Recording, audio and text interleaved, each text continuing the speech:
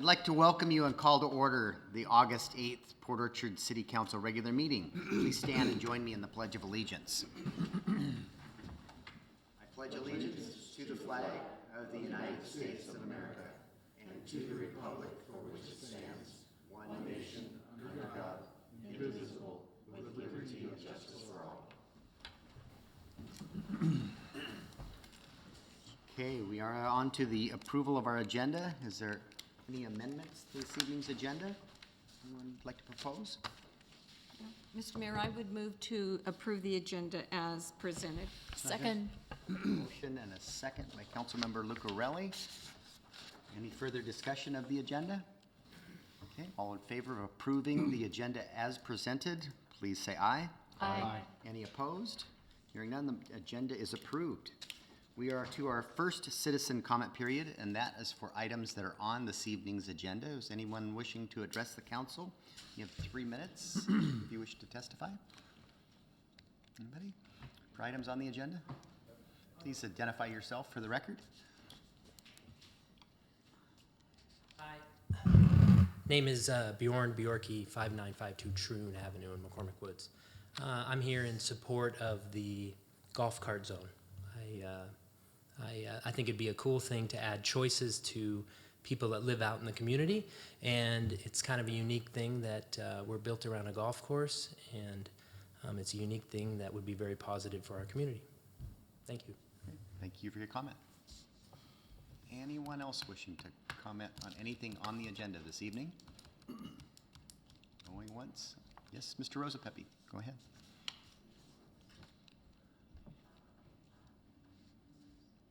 Jay Rosapepe, 7066 Muirkirk. Several folks that I've talked to that are dog walkers are concerned about the traffic, speed of the traffic on there. And while it's not a deal breaker, they just want to make sure that, you know, police enforcement is not necessarily priority, but they understand the concern on the main street there, and also that the signage that's required, you know, be big enough, or at least noticeable enough that people, you know, that there's not a safety issue.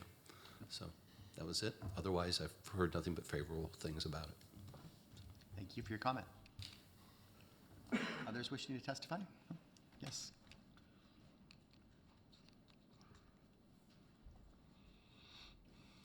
I'm Katie Niles. I'm a McCormick Woods resident, and I'd like to talk about the golf carts. About 15 years ago, we had the police department come out because it's a known fact that we have a lot of people like to speed in our neighborhood. We are not a retirement community. We have a lot of young families who walk in throughout the community. We have dogs that are walked. We have strollers out on the street. And my concern is that since we have had the police come out and take a look at the speed, and their observation 15 years ago was that 25 was actually too slow, but 30 sounded like it was too fast. So they left the speed where it was. We talked about doing bumps in the roads. We talked about ways to get people to not speed through McCormick Woods. 15 years later, we're talking about the same thing. If you allow somebody with golf carts that don't go 25, we will have people that pass them. And when we have people that pass them, that creates a danger. And that's my concern. So I'd like you to please think about that. I'd like you to get the input of the police department.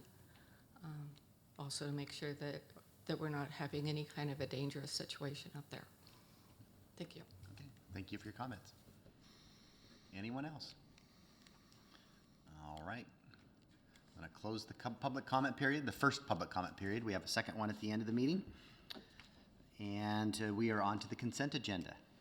Is there a motion? Sure. Mayor, Go ahead. make a motion to approve the consent agenda. Second. A motion and a second to approve the consent agenda as presented. Any discussion of the consent agenda?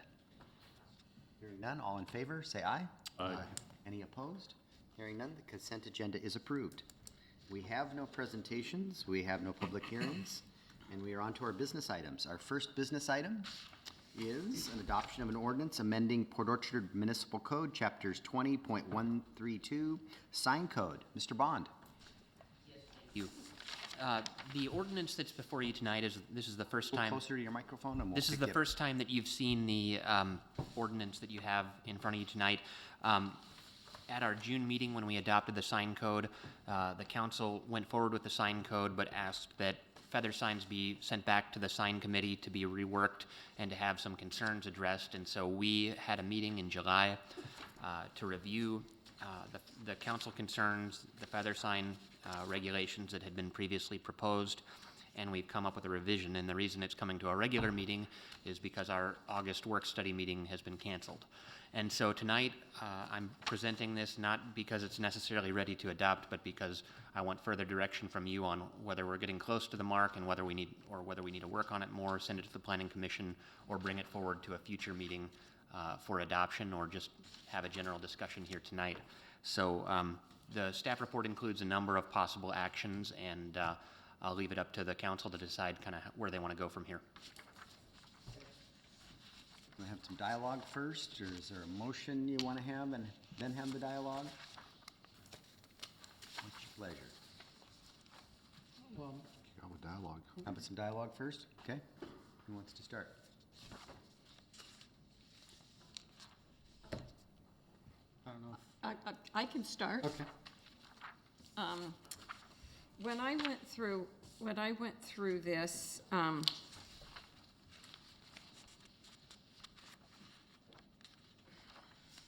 don't know, I have concerns about feather signs. And and my concerns are, which I stated at the original work study that we had this, is most of the signage we have is informational or directional.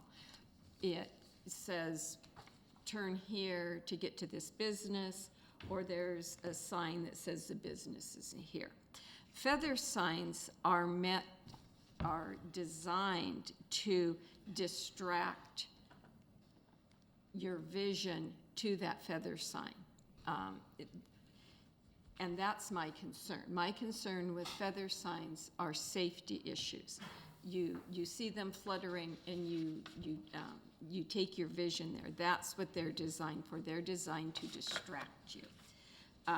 So I have concerns on locations. I have concerns on number of signs. I have concerns on the aesthetics and what do we really want our city to look like. That's a concern to me. I see feather signs on Sedgwick right now that I personally don't find appealing. And if we pass this ordinance the way it is, those signs could double and they could be on more businesses. I'm struggling with the ordinance the way it is. I have questions regarding I didn't remember the other time we looked at the feather signs that they were permitted, and now they've become a permitted sign. And I guess I have questions on that. I have questions on the calculation of maximum size allowance, and we have a maximum total aggregate of sign area for all signs that for a business or use, with the exception of feather signs. So we're taking them out of the amount of signs they can have, or so they can, anyway, I have a lot of still concerns about it. They haven't been answered, I think, because this came just straight to council from the committee. It didn't go back to the Planning Commission or anything like that. So I would personally prefer to see this discussed at the Planning Commission before it came back to council. Others? Councilmember Dean? So I share some of the concerns. I think this is an image issue for Port Orchard. I think it speaks to character when you can have 12-foot tall signs, feather signs, spaced 10 feet apart, and the number of that depends on how many tenants are on a lot. I would like to see more discussion as well. And whether that's tonight or with, I'd like the planning commission to consider this as well. But I think you did a good job presenting some of my concerns as well. I'm not necessarily a fan of feather signs. I think they are designed to kind of draw your attention. But most important to me is that it is the image of Port Orchard, the character of Port Orchard, that we need to be thinking about. Thank you. Councilmember Sharkey.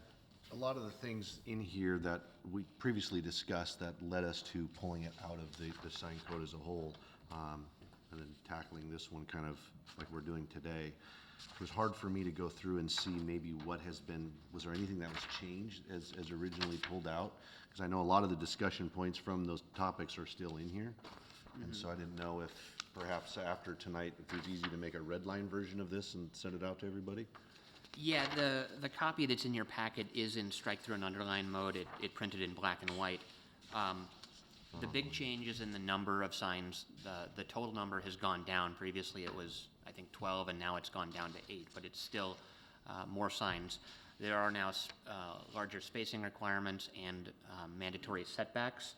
The other big change is that previously feather signs were a type of portable sign, and we've actually broken them off into their own sign category and their own code section because we felt that the rules were getting overly complex because you had A-boards and you had feathers all mixed together, and you're only allowed one A-board sign, but you're allowed 8 feather signs, and it just seemed to be really complex to have those two chapters sort of commingled in that fashion.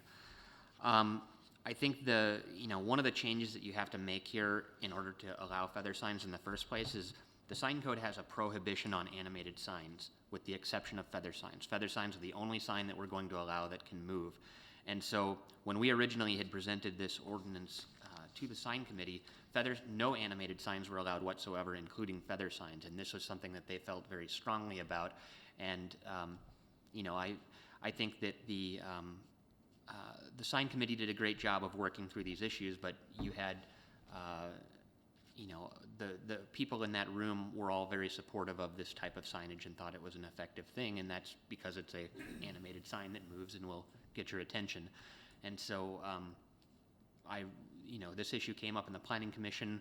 1 or 2 planning commissioners voiced concerns about feather signs, but the rest of them felt pretty comfortable going forward, and they ultimately recommended a sign ordinance that included feather signs at a higher level than even what's in here.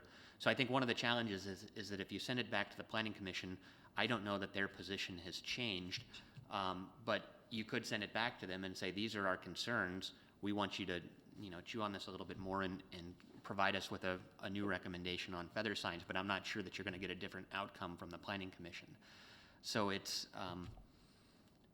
ultimately, I know it's a difficult thing because businesses need to reach people, and but part of having a successful business environment is having a town that's attractive, and feather signs are maybe less attractive but are effective ways of communicating, and you just have to decide what kind of community we want to be.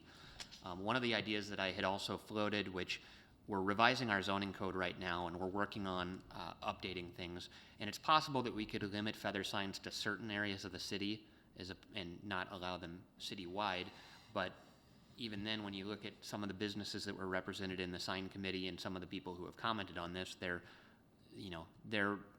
all over the city, and in every part of the city there's somebody who wants this type of sign, and I don't know what the best solution is. So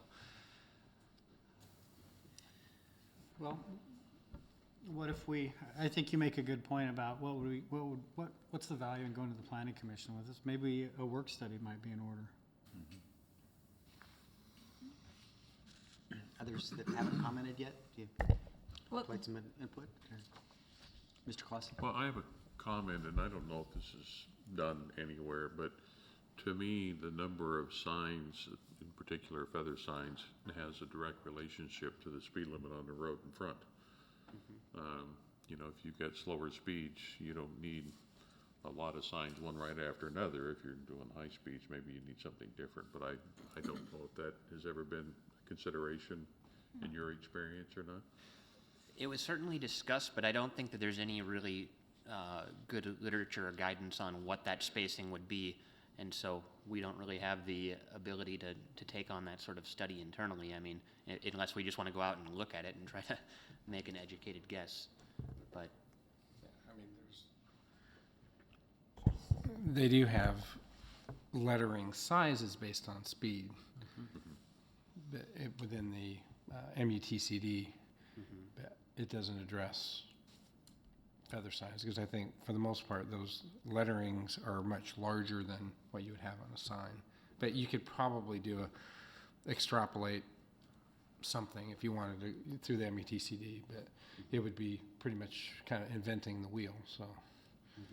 Well, it's purely arbitrary at my point, but I'm just thinking if you're driving slow, you don't need so many signs to notice a sign, as opposed to something at a higher speed. And I don't know where that breaking point is. At some point, you could have 400 signs and you probably wouldn't notice many more than one. But Right, and that's the point we have to think about. Right now, we have Sedgwick, and we have Tremont, and we have Bay Street, and those are our east-west corridors. And that's where most of these signs are probably going to go. And going up Sedgwick, just driving up Sedgwick, just vision that with 30 feather signs on it, because that's what you're going to have. And I just, for our east-west corridors, I don't think we should have anything there that's going to distract people's driving. I have difficulty with that. And I appreciate the fact that going back to the Planning Commission may not be an efficient use of their time or getting any different results.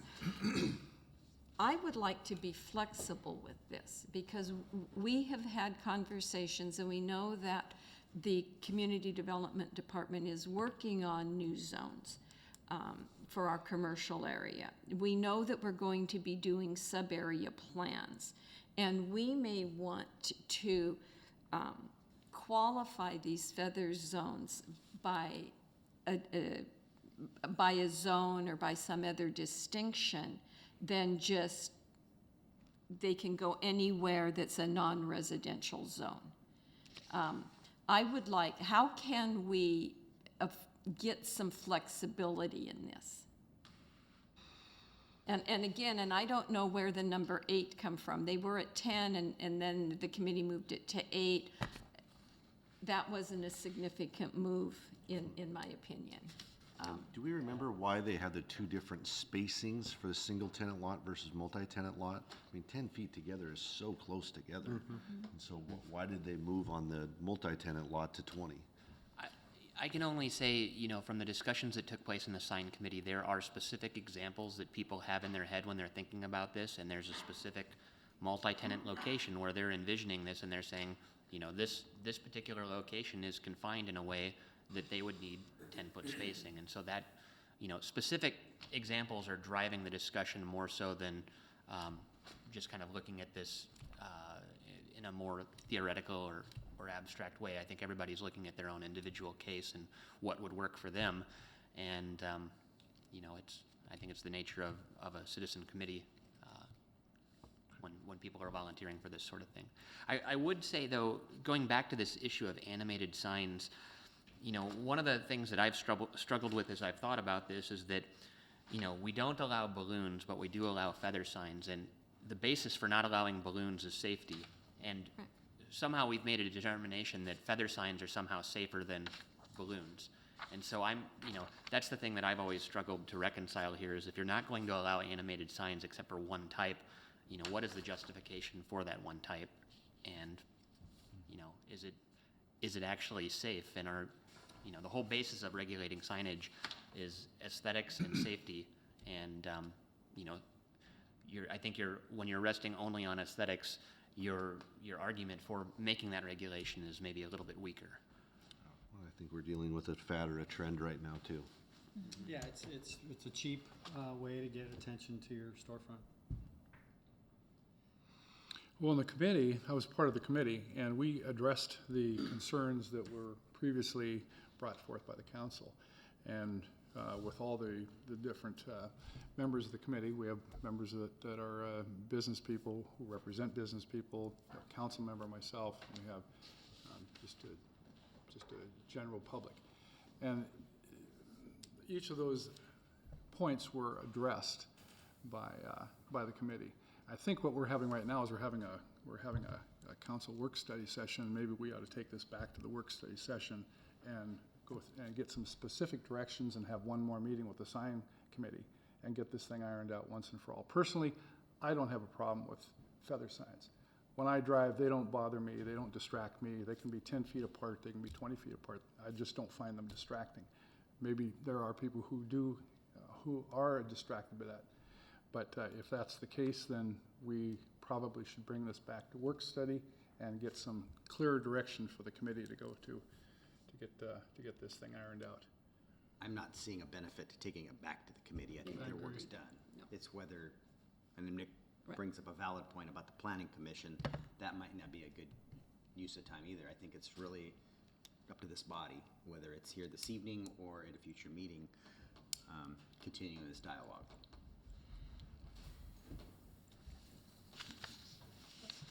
I suppose one other alternative is if a few of you wanted to sit down and just have a meeting with like a council subcommittee and really dig into this issue, we could deal with it at a council committee level rather than at the full work study meeting, and perhaps that's something that could be taken up, you know. Probably land use if it was a committee. Well, this is important for everybody to, I think, have some input into. I would recommend, if we're gonna not do it tonight, that we go to a work study with this and have everybody's input, but have everybody come to the table with some ideas. Okay, so I'm hearing a work study. Work It's study. just been good dialogue. I appreciate that.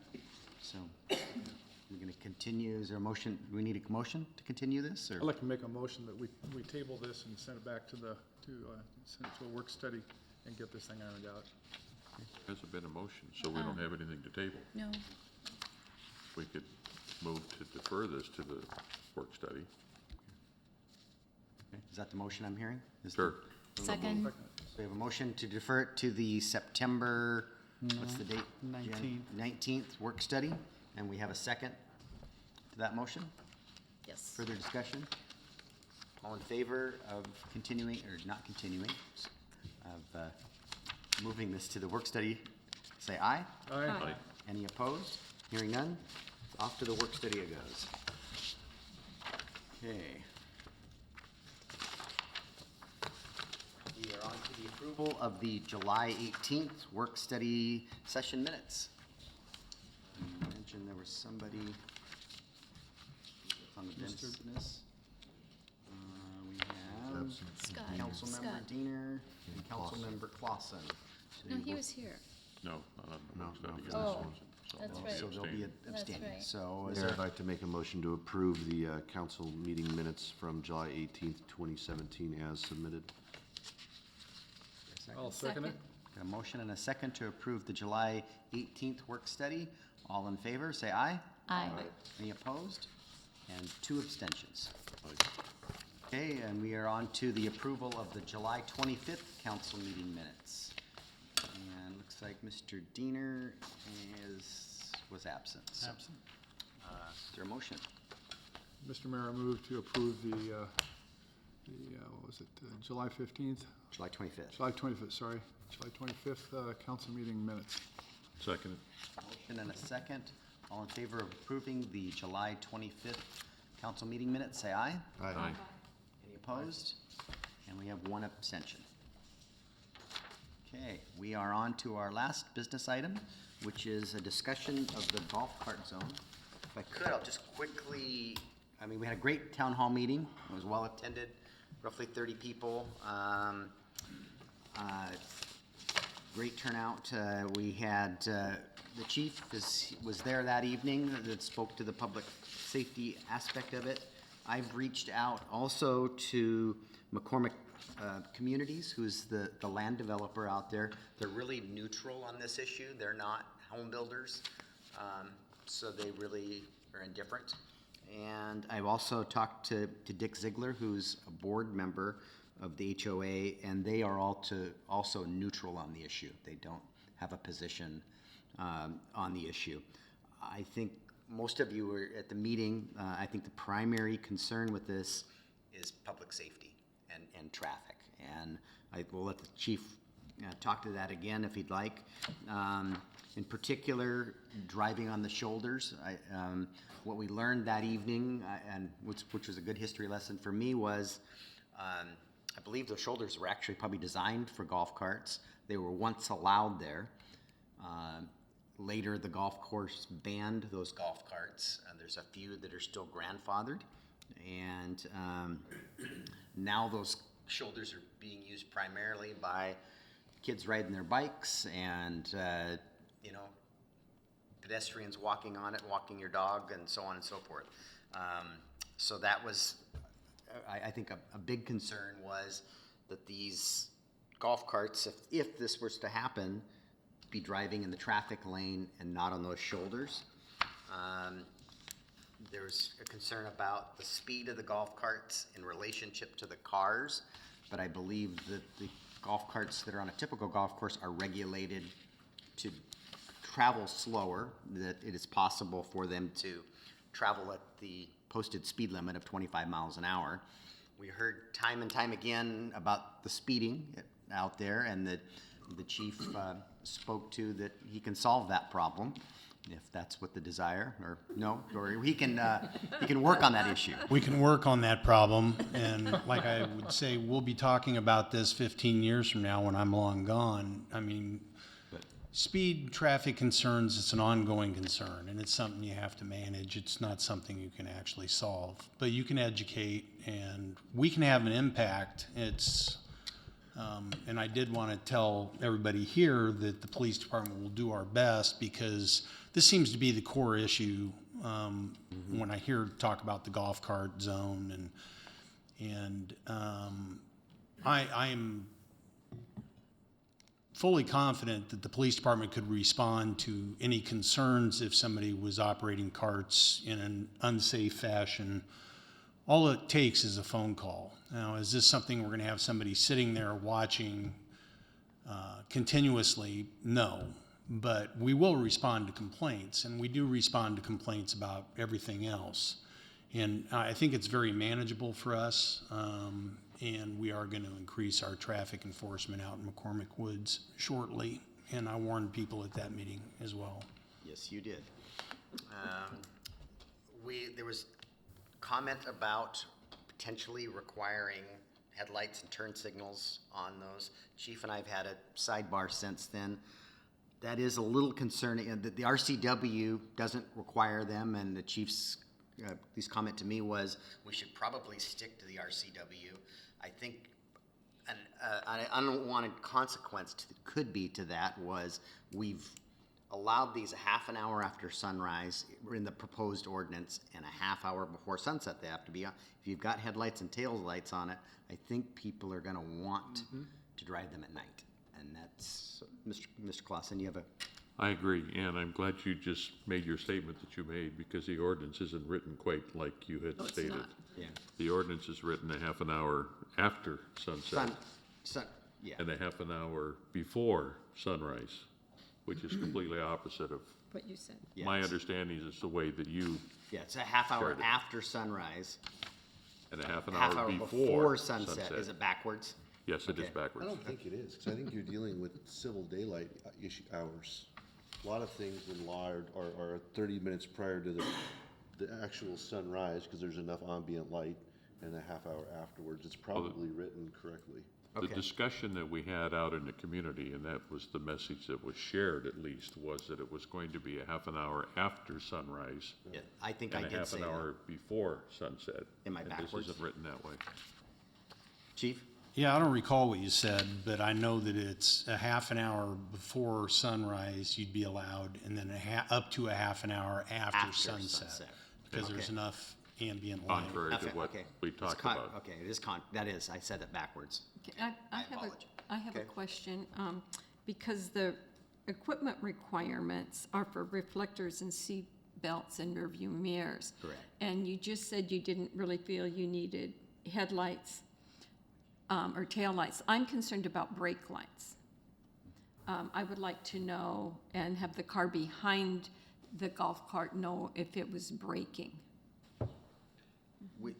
What we have is modeled after, from the state RCW. Right, I realize that. I'm just making a statement that brake lights are a concern to me, not because of the visibility, but just so that someone knows that they're.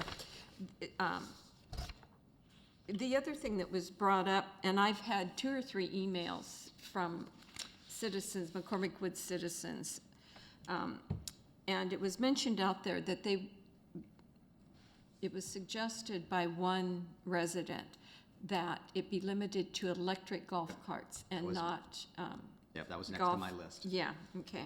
And then we had also a concern presented about the private streets. Correct. And since then, I've gotten a legal opinion from our attorney that it doesn't appear to create any issue for the city. And the homeowners association, those are the homeowners association streets, and they aren't concerned with it either. So, so that particular one is probably a non-issue, but you're right.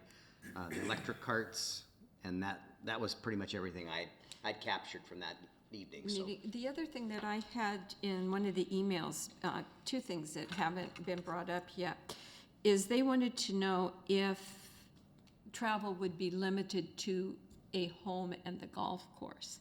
And my response to that was, I didn't think so. I thought that someone with a golf cart could easily go visit their neighbor or go up to Mary Mac's and have dinner, something I didn't think. And the other thing that they questioned is, are we going to limit it to just summer months or daylight savings months? And was there any restriction because of weather?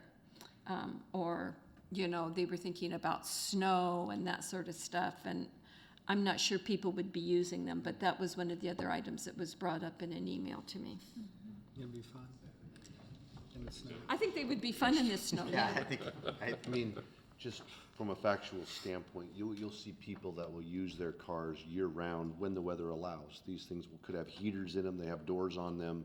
I mean, they're like a little car. Yeah. And so, if there's 2 feet of snow on the ground, probably not gonna see one. Councilmember Luke Ray. Well, I love golf carts and I love bopping around in them. But as I'm listening to what people are saying, more people than not question the safety of having the carts out there. And having been on McCormick Woods Drive quite a bit, I can see that there could be some problems with them. And some communities that have golf carts and use them extensively have lots more commercial destinations to go to. And the communities are designed just for these carts. Because these carts could not use the shoulder, I think that there are some safety issues with speeds and the encounters of a car and a cart. I think in some places it makes a lot of sense, and the neighbors probably out there should decide. But I think I'm hearing more often than not that, as you said, it's not just a retirement community, Katie, and it's a community with a lot of children, a lot of pets, bikes, When you start combining all of this, I am concerned for safety, and I'm leaning to say no because of that. Other comments? Sharon? Go ahead. Okay, I would just say that, like the homeowners association and the McCormick Woods developer, I'm pretty neutral on it. I would like to see us put together some kind of survey of the McCormick Woods residents and let them have a voice to see. We may be surprised. It may be 50-50. It may be slanted one way or the other. But we did mention that last week at the town hall. There was concern that how do we know where you live? Well, we don't, but when we used that tool with the Code City, it was overwhelming. So it's Right. not scientific. Right. But if it's 50-50, Then what? maybe you need to talk about it some more. Right. But if it's overwhelming one way or the other, I think it kind of answers it. And we had discussed there that we could administer that through the homeowners newsletter or the homeowners Well, what I would recommend is putting it on our website so we can, because we knew in the Code City IP addresses. We could tell Right. if somebody voted 3 times. But I meant, we wouldn't invite the entire community, the We city of would Port push- Orchard to vote on it. We would be It- asking for that community and promote it through the Correct. homeowners association. Yeah. Correct. I suggested it that evening Yeah. and it wasn't overwhelmingly supported, the idea, but I think it's a good tool to gauge some support. Mr. Clausen? You know, just building on your comment, Mayor, would it be unreasonable to just ask those who are going to respond to the survey to include their address so that, I mean, it's a voluntary thing, but if they included their address, we'd at least be able to identify them as being in that area. Janine's in the back room. She is the, and she is shaking Say her yes. head, yes. It is possible to provide your name and address. That might We'd be have a way box. to make sure that you are only Yeah. considering those who live in that general area, not Yeah. me filling it I out really 27 like that times. idea. Yeah. So, and could we, I mean, I'm looking to the chief and the attorney here, can we the concern I heard was, I think the dialogue we've heard is that the intent would be that you're driving the travel lane. And the concern was the pedestrians or the kids riding their bicycles on the shoulder. How can we give you the tools, chief, that you need to prevent that cart from instinctively driving on the shoulder? Well, what I would say is the ordinance says it uses the roadway, but it obviously could pull off to the shoulder if there was traffic behind it, which could happen, obviously. You know, pull off to the shoulder and pull back onto the roadway. That's how most of these golf cart communities would work if they're using a roadway like that. I understand the issues with the pedestrians. I know it's popular for walking, but you know, I've seen the traffic in McCormick Woods, and I know that people do speed, but I wouldn't say it's heavy traffic through there continually. And when I look at the population base and I kind of get a gauge for the number of carts we're going to be talking about, and then who's going to be using them, they're not going to be using them all day. I just don't see the big conflict. I'd see more conflict with bicycles than I would with these golf carts, to tell you the truth. So I see the same thing downtown. Bicycles and traffic, they don't mix so well, but they're allowed. And the bicyclists normally are probably one of the most safest as far as your self-awareness. And I'll admit, I have a golf cart in my home state, and I've used it, and I'm certainly aware of my surroundings. I mean, the golf cart is fairly open unless you've got an enclosed one because of inclement weather or whatever, which wouldn't, I mean, I don't see people doing that very often. But, you know, the golf cart's very open. You're very self-aware of your surroundings. And obviously, I really would think that most of the citizens that live out there in McCormick Woods would operate these things responsibly and safely. And if they didn't, you know, there's a lot of people that could certainly call in and let us know that so-and-so has a driving problem with this golf cart and they're doing these dangerous things. And we don't have to catch them in the act. We'll go out to their house and we'll talk to them. I mean, we will do that. So, Mr. Dorsey? I guess I have a question. I'm assuming, kind of in that same line of questioning, how would we manage as a city them driving in the drive lane and not on the shoulder? So I'm assuming there would be some sort of signage. And so would the signage, the cost of the fabrication and installation be a city cost, or would the HOA bear that cost?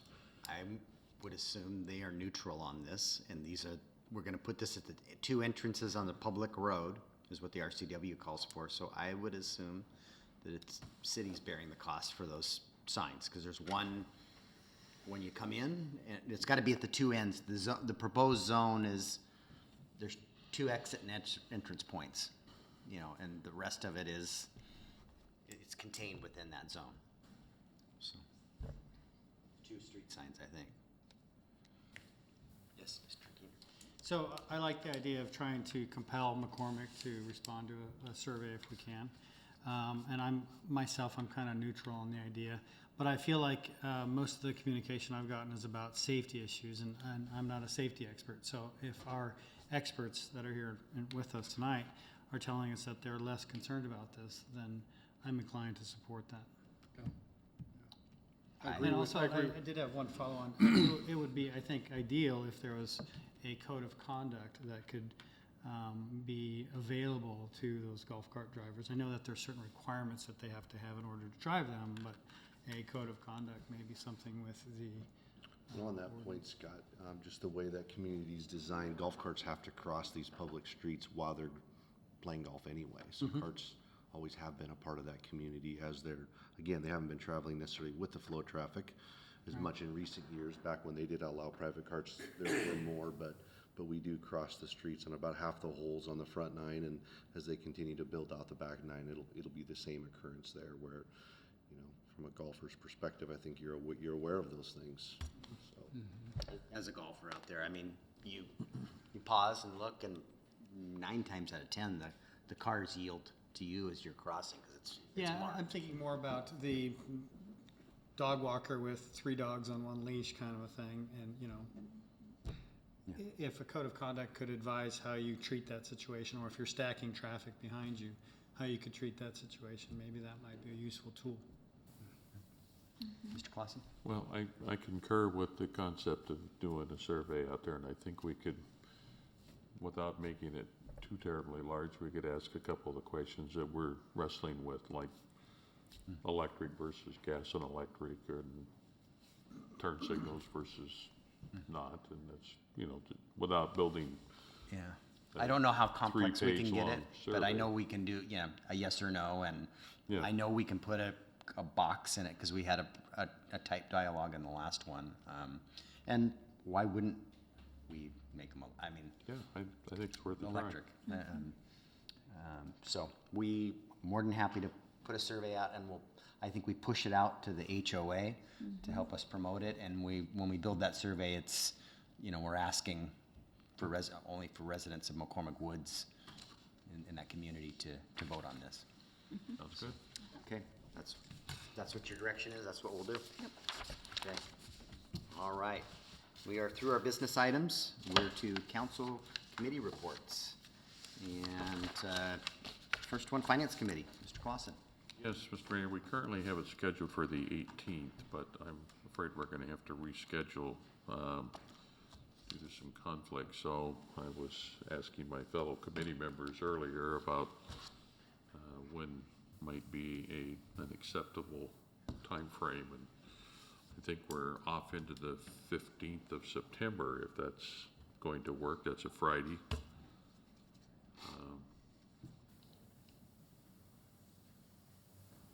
The 8th, I don't think is going to work with the field trip, because that event is scheduled to start at 8 a.m., and that would only give us 30 minutes of a committee meeting, so. Is that working for the other two The committee 15th members? work for you? John, or Beck? Yeah, I'm pretty sure it does. Okay, Okay, so all right. Tentatively, it's scheduled for, we'll move it to the 15th at 15th of 7:30 here at September. City Hall. okay, Thank you. perfect. Economic and Development Committee? Yeah, we're scheduled to meet on Monday, August 14th, 9 o'clock here in council chambers. Right now, we don't have any agenda items, but I believe we're working on that. Yeah, if we can put together an agenda, we'll have the meeting. If not, we'll send a cancellation notice. Okay, thank you. All right. We're to the Utility Committee. Yes, we're meeting next Monday, 10:30 a.m. here in City Hall. Okay, and is the Sewer Advisory Committee met? No, that's meeting September 20th, 6:30, and that will be at West Sound Utility. Okay, and I think Land Use is scheduled to meet next week. August 16th, 7:30 a.m., not here at City Hall, but at DCD's new conference room. Yes, nice new conference room. All right. Lodging tax, Mr. Chang isn't here. Brandy, you were there, weren't you? Do you have a report, or? I can give you a summary. So the Okay. committee met, there was a quorum, all 4 committee members, including the chair, was there. We just went over the application, updated the application. I will be opening up the application process by Friday to the public. They will be working on some sort of criteria grading sheet of the applications after they get those back. We're opening it up to the public for about 3 to 4 weeks. They will meet probably the second week of September with the applicants, and then the following week of September 18th, they will deliberate. Sometimes they like to meet the applicants and deliberate the same week. And then the goal is to bring it to the September work study session or to the September 26th council meeting for their recommendation. So we're moving along. Okay, thank you for the report. Festival Chimes and Lights, do you have anything to report? No, but we'll be meeting next Monday at 3:30 p.m. here at City Hall. Okay, and for the mayor's report, we had open house tonight, so thank you for popping in and seeing our new office space across the street. Remember, there's no work study next week. We're taking next week off. And if you haven't heard, on Tuesday, August 29th, from 10 to 1 p.m., 10 a.m. to 1 p.m., City Hall will be taken over by All Things Kitty. It's Kitty Hall Day. We're going to have adoptable kittens and looking for homes. The Kitsap Humane Society will be giving out Kitty Hall themes giveaways, booths with information on low-cost spay and neuter opportunities for cats, barn cats, how to foster kittens, volunteer opportunities, and cat behavior. They'll also be accepting donations. Did you know that between 6 and 8 million dogs and cats are taken into shelters every year in the U.S., and Kitsap Humane Society took over 3,500 cats and kittens in 2016 and are on track to at least take that many more kittens. Mr. Clausen, did you know that cats can provide the ultimate household companion and are known to reduce blood pressure? Are you trying to tell me something, Mayor? I have one, thank you. In fact, did you know that cats have become the unofficial cat of the unofficial mascot of the internet? If it's on the internet, it's got to be true. Resulting in untold hours of improved quality of life for those for watching cat videos, and I don't know how much in lost productivity. So I invite you to join us on August 29th to support the adoption of all animals, and hope that our Kitty Hall Day in partnership with the Kitsap Humane Society will help place all the kittens and cats in the perfect home. Mr. Mayor, I have to admit, I am a binge-watching cat video person. Oh, so you're one of them. Can't help myself. With that, I had something I'm very proud of. I noticed we were managing this very hard. When I took office, our attorney pending list was multiple pages. And last week, when I was going over it with Janine, we're under 1 page of pending projects and items to do. So thank you, Sharon, and all the staff for helping us to manage all those. Our projects are coming, number of projects we're doing is going down. I wanted to share some we're pushing stuff out on Facebook now. And actually, our Facebook followers actually even grew today by 3. We're at 1,208 followers. And we started this last July. In the last 28 days, we've reached 9,344 people. Our top posts. The number 1 was, I think it's the corridor study for WashDOT seeking input at 4,551. Number 2 was our National Night Out, when we pushed that out at 4,135. Our Code City, when we pushed that out, 3,131. A pending storm event last November, 3,001 people we reached. The Homes for All, the presentation we got from the county commissioners, 2,711. The mayor's newsletter, 2,656. I didn't think anybody read it. Port Orchard Police Department expressing their gratitude to the community, 2,605. Port Orchard Police Department news released about the VFW scam, 2,373 people. And most recently, the painted curbs reached 1,628 people last week. So I thought that was pretty cool. So I just wanted to share some of those stats. Various job openings. We've got an accounting position open right now, 3,284 people we've reached with that posting. And when we had our last public works opening, 3,334 people. So it's just another communication tool. Let's see here. We're trying, this is that picture, Brandy, if you've got that, want to put that on the projector? I threw one on your desk. Okay. That's why I did it.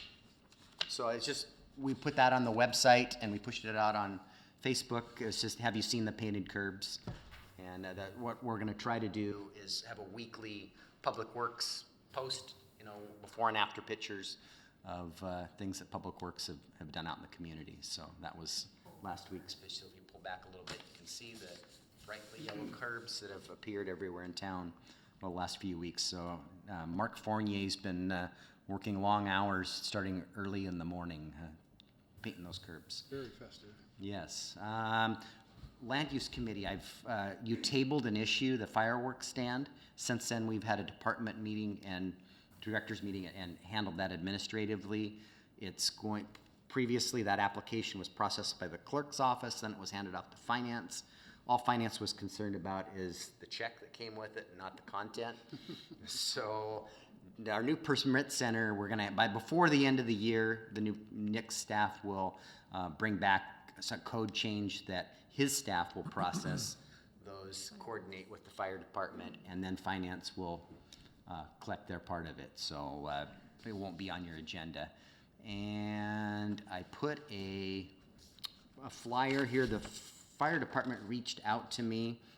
They've got a couple other slots. I'm probably going to do this. It's Fire Ops 101, and it's on a Saturday. It's an all-day event, and you get paired with the firemen, and you go do fireman stuff.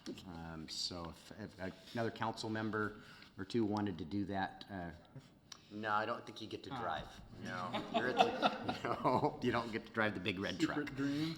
No, you get to do, probably something with CPR. You get to do something with dragging a hose around. I'm sure but I said I would do it. So anyway, that's all I have for the mayor's report. Where are we at on this agenda? Department heads, Mr. Dorsey.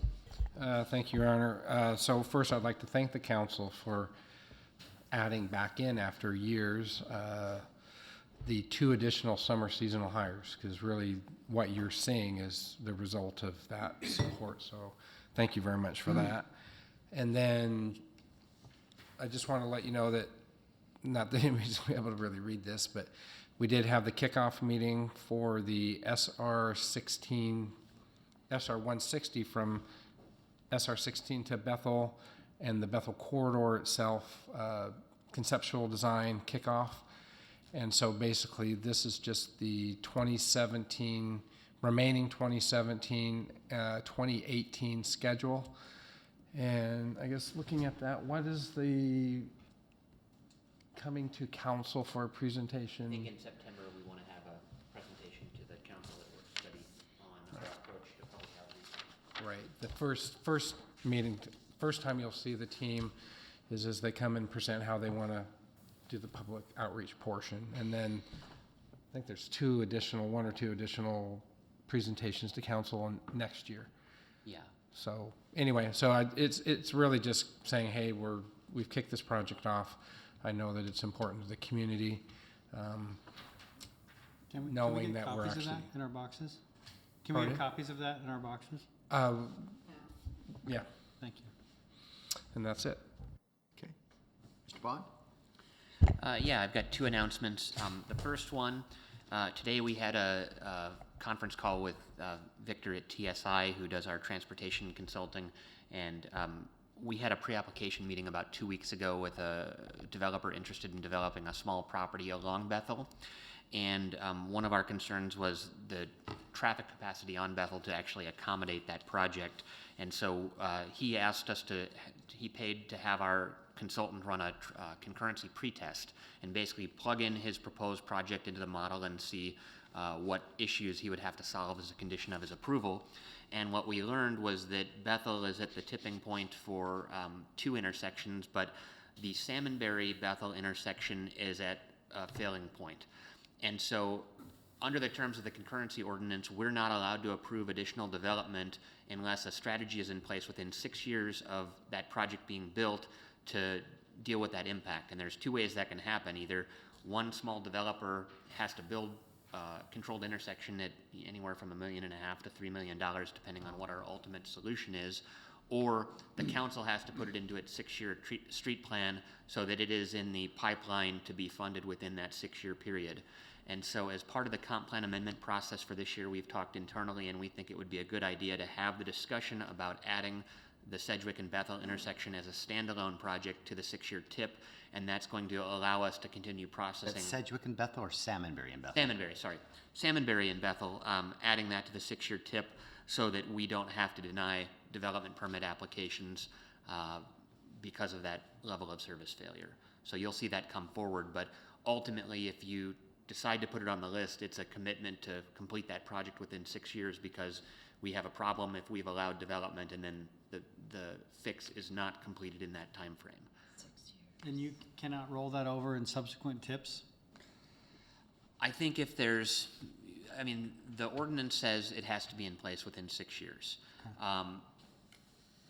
You know, this is the first time we've had this issue come up, and so we're still working through it, but technically they either need to put a financial commitment in place to build it, or the city needs to complete it within that time frame. And if something gets pushed back because of an unforeseen delay in the project, that's one thing, but if it's because we choose not to do the project, I think that's a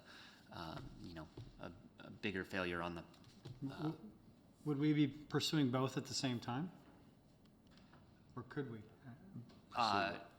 you mean having the developer do it and I mean, that would presumably be sort of a back pocket approach to having it, you know.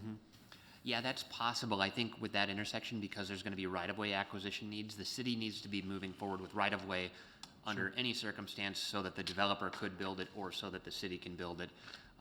But I think 6 years on any transportation project from design, right-of-way acquisition to construction is a pretty aggressive timeline, and so we presumably need to put some design money in the budget for 2019, 2020 and Right. Get that project rolling. Right, and as a reminder, if we do purchase property for the Bethel project, we need to make sure that we don't just have the attorney go down and make an offer. We have to follow the federal process for advance purchase. So, just so that whether we do federal on that project, we don't want that to limit our ability in the future to federalize phases, segments. Good advice. Oh, yes, thank you. So the second announcement, this is a more fun one. I sent out an email on Friday asking you to complete a doodle poll for your availability to take a field trip. And so we've not only kicked off the Bethel and Sedgwick corridor study, but we've also kicked off the design guideline project with Makers Architecture in Seattle. And so we were reviewing, kind of our project schedule and our approach to public outreach. And we thought it would be a very good idea to bring the Planning Commission, the City Council, and other stakeholders along on a field trip, because it would be helpful to see examples of projects that either fit or do not fit within our current zoning standards. And as we approach the design guidelines as well as updating the zoning code, it would be helpful to see some project examples. And so our thought is that we would pick a date, take the ferry from Southworth over to West Seattle, where we would have a charter bus, and I've called and can get either a 28-person or a 55-person bus, and the price is really not significantly different for the two of those.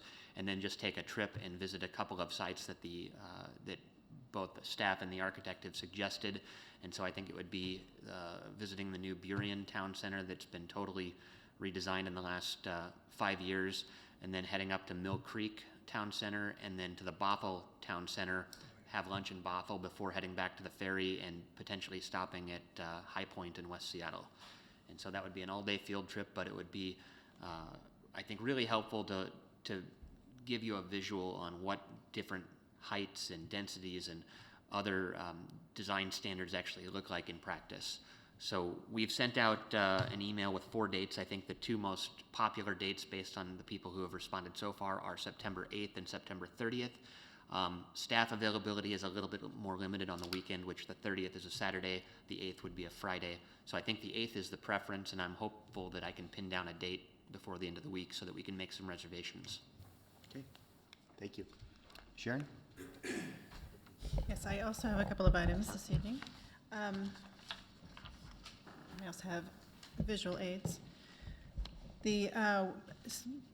Hearkening back to the mayor's report on the list of items getting shorter, one of the items on that list was the abatement of 1398 Canyon Lane. What I have here are some photos that were shared with the Kitsap County Superior Court in order to obtain a warrant of abatement to allow the city to demolish this structure, which has been crumbling for a very long time. And so we were able to get that warrant of abatement last Friday.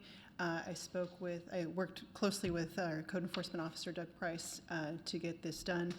And he tells me that they've been able to now board up this property and tear down the walkway that was really dangerous. And they're going to go out to bid soon for the actual demolishing of the building.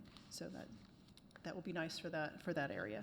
And speaking of code enforcement officer, the Lighthouse has been going through a detailed review of the code as it relates to the new optional municipal code that's RCW 35A that applies to code cities, to see if there are any inconsistencies, conflicts that we need to address. We're working on a memo for you that sets forth what we found. There's not a lot, but there are a few things we'll need to address. One of the things that we noticed was there's a section on appointed officers. Most officers of the city are appointed by the mayor, confirmed by the council.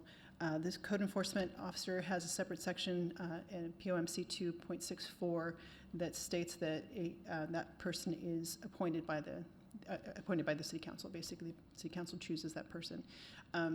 Just thought that should be. This was passed in 2002. I don't think we've done any research yet into whether we have any information on why it was chosen to do it that way. Perhaps those of you who have institutional knowledge can chime in on that. But basically, we thought if we're going to be redoing the appointed officers, which we have to be in compliance with the new optional municipal code, to think about whether that's something we would also want to be mayor appointed and council approved, like the hearing examiner. The hearing examiner is mayor appointed, council approved. So it seems like the code enforcement officer should be as well. But that's something we thought we'd bring up and just talk about. Don't have to talk about it tonight, but John, you're probably the only one that was. I don't see any problem with being consistent with all the others, personally. One of the things we were working through today too was that as part of this, it's an ordinance that we're gonna is not it won't just be a list of the directors. It'll also be their job description. Well, will also be part of this ordinance. That's part of their compensation and compensation. That all has to be part of the code now. Of the code. So we're cleaning up a bit too. The current ordinance we have appears to be a little dated to modern job titles. Nick is the development director.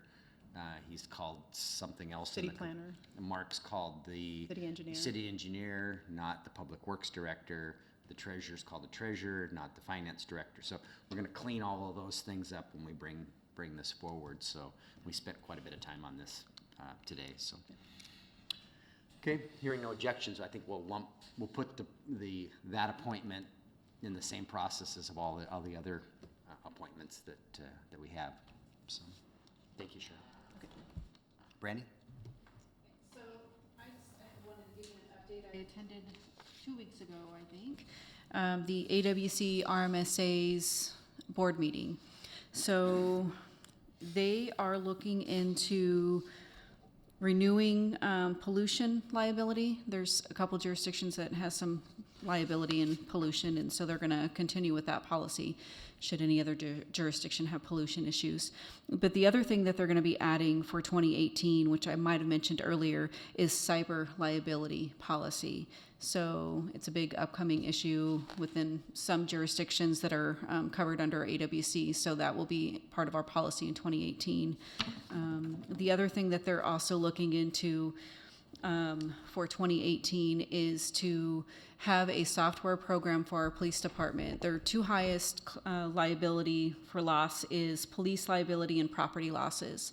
And so what they're trying to hone in on the police liability is to make sure that they have separate procedures and commands that they have to abide by and separate trainings. And so what they want to do is get this program installed for all jurisdictions and go through their policy and say, okay, does this make sense? Does it match RCW? What does your jurisdiction policies have, and match it, get it into the system, and then as each officer is trained, it gets into the system. And then should there be some sort of accident, whether there's a pursuit or they just weren't paying attention and they damaged the police vehicle, they can go through and say, okay, did they have the proper training? You know, when's the last time they did their XYZ training? And they'll be able to pull all that up to say, hey, if we were to go into litigation, we can say, yep, all of our officers have been trained, this is just an unfortunate accident or whatever. So that's what they're looking forward for 2018 to implement into the policy as well. And then lastly is they went ahead and surveyed, I believe, about half of the jurisdictions this year, and they will finish in 2018 the rest of the jurisdictions, which is one of us, to go and survey all of our properties that we have on our, that we're listing as our coverage, to make sure that, one, that we've have all of our properties listed on the insurance that needs to be covered, and then also that we have the correct values to them. So during this process this year, they determined that some jurisdictions are over compensating the value of their property or undervaluing, and so the goal is in the next couple of years to get this in line, so that way our rates will stay steady. So sometimes anyway, so that's the goal for 2018, a lot coming out of AWC, RMSA, so once I get all of that, I will let you guys know. And then just a short comment as well is that Public Works Department was in the process of updating all of their signs throughout the city. There's some signs that probably should have been updated, and so RMSA allowed the city to apply for a grant of $5,000, and so they were awarded the $3,500 that it's going to cost to update the signs citywide. So you should be seeing some new signs. It's probably going to take some time, 6 to 8 months or so. We should see some new signs, all new signs. Other than that, that's all I have. Okay, thank you. We're to our second citizen comment period. Is anybody wishing to address the council this evening?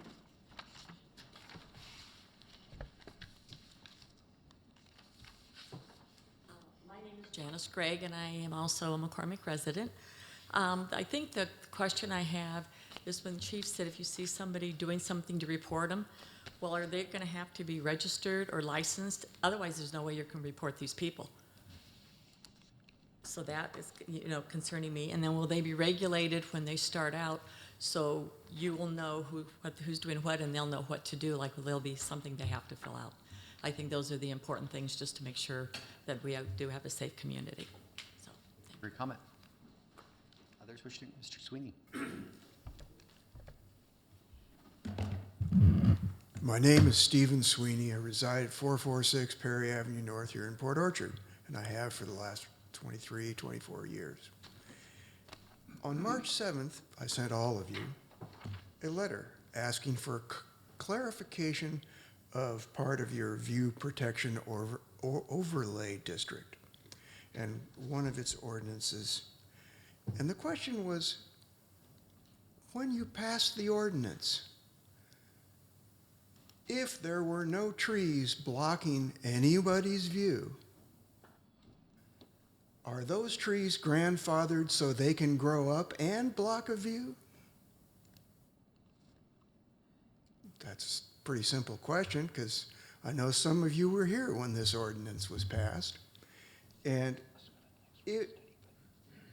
the way the ordinance is written, it's rather ambiguous. And I asked for clarification. And that was on March 7th. I heard it was sent to committee. Committee hadn't said anything to me. And you guys haven't said anything to me. So I'm bringing this up again. Where does it stand? It's citizen comment period, Mr. Sweeney. There isn't dialogue back and forth, so you can make a comment. Okay. And you will get a copy of this letter sent to you again tomorrow morning. Okay, thank you, Mr. Sweeney.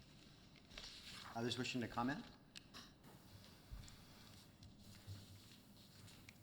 My name is Kenneth Durham, and I live at 943 Southeast Blueberry Road. And I have some concerns with the developments going on there on Blueberry. I know that the contractor, the person who's going to develop the property right adjacent to mine, stopped by and talked to me the other day. He's getting ready to start moving on that. I'm concerned about the streets in that area. I know that he said they're doing about $2 million out of their pocket to improve the streets there on Blueberry and or Geiger. But those streets in their current state just won't handle the kind of traffic that's going to come in with those two developments, the one that he's already got going on and the one that he's going to be starting in the near future. So I'd just like to just at least make you aware that that's a concern in that community. It has been ever since the county had it and it was changed in plating. My other concern tonight is the change in zoning that occurs on zoning map 5, which affects my property. I've lived there for 20 years now. I bought the 2.5 or 2+ acres that I have with the intention of being able to use it. With the way the new zoning map comes in, a lot of us that are in that area that own larger parcels have now been designated greenbelt. So when we bought our property, we could do a lot more with them. They were zoned residential. I think currently it's 4 or 5 right now. And now you're going to turn that into greenbelt, which really limits all of our use for that property that we purchased fully well, expecting to be able to use it for more than just what it was built on it at the time. So I'm concerned about that zoning change. I'm concerned that you've all of a sudden expanded that greenbelt along Blackjack Creek to take in a lot of property that you've increased the density on properties that are owned for developers, and you've taken those of us that are private property owners and you've taken away our ability to use that land by simply telling us that it's you're going to rezone it greenbelt. So I'm just concerned about that process because some of us were people that were not in favor of being incorporated into the city of Port Orchard initially, but because of the way the state law was changed, you were able to incorporate us based on assessed value rather than the people in the community wanting to be part of the city. And I have no problem with being in Port Orchard. I've lived here now for over 20 years. I teach in the community, so I may well have had some of your kids at some point, in school. But that's a concern that I have at this point. And I'm not sure how you're going to address it, or, I know that you're in the process of the planning part of that, and I'm just not sure where that's going to end up at. Okay. All right, I'd thank you. reach out to Mr. Bond's department here. That actually goes through his department, the Well, I Planning talked Commission. with Carrie, Yeah, Carrie, you got the right contact point. and I sent her an email, and she said that when I talked to her the other day on the phone, I don't know who her boss is. Is that you? It's Mr. Bond. Okay. Anyway, she said her boss was walking behind her, hearing the conversation that I had, and assuming that I sent in the note to her email or snail mail, that there was some consideration of being able to take my property out because it's right on the border of that. But I'm just concerned as a general rule, that whole set of parcels, and all those property owners have now changed what they can do with their property drastically. Okay, thank you for your comment. Others wishing to comment this evening? Okay, I believe we have an executive session planned for tonight. How long do we need, Sharon? 15 minutes, and we don't plan to take any action afterwards, so. Real estate matter, I'm sorry, pursuant to RCW 40.30.110. 15 minutes.